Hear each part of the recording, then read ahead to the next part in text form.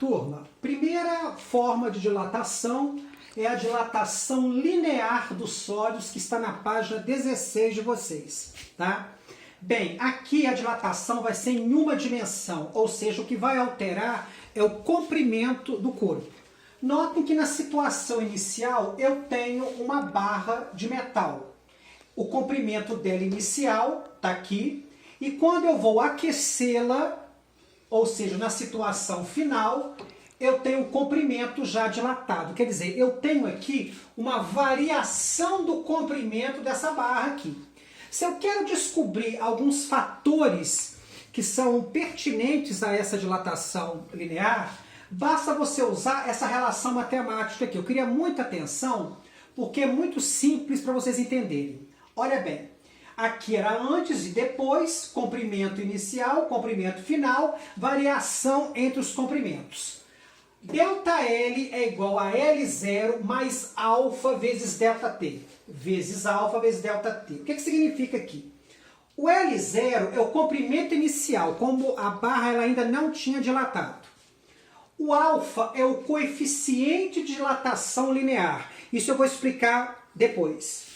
ΔT é a variação de temperatura, o que era antes e o que se tornou depois para o fator de dilatação. Gente, coeficiente de dilatação linear é uma propriedade da substância que compõe o corpo.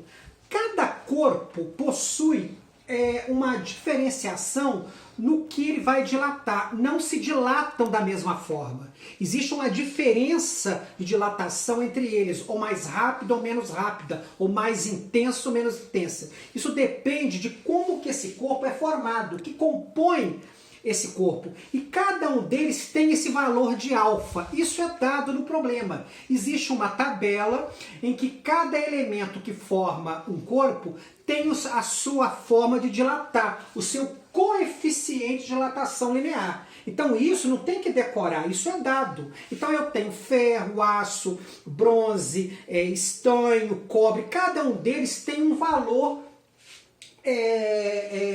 diferenciado. Então vejam bem, ΔL é L0 mais alfa vezes ΔT. Então aqui eu vou descobrir os fatores que vão causar essa dilatação. O comprimento é dado em metro. O coeficiente de dilatação linear é 0 graus Celsius elevado a menos 1, que é a unidade deles.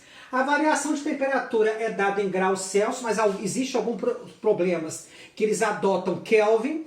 A variação de comprimento também é o M. Então, gente, o coeficiente de dilatação linear é o que diferencia o corpo se dilatar um do outro.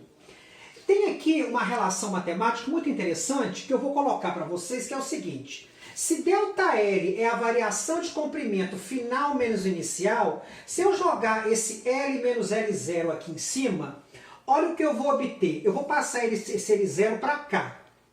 Coloco o L0 em evidência, eu posso encontrar valores daqui igual a daqui também, caso o problema persista. Então eu tenho duas fórmulas para uma determinada situação que a apostila exigir de vocês. Eu posso usar essa, em determinadas situações eu uso essa aqui também. Mas não esqueçam o quê? Que linear é uma dimensão. E observem aqui, está na página 16, o que significa cada fator para a gente encontrar dilatação em uma dimensão só. Tá bom, turma? Um abraço para vocês.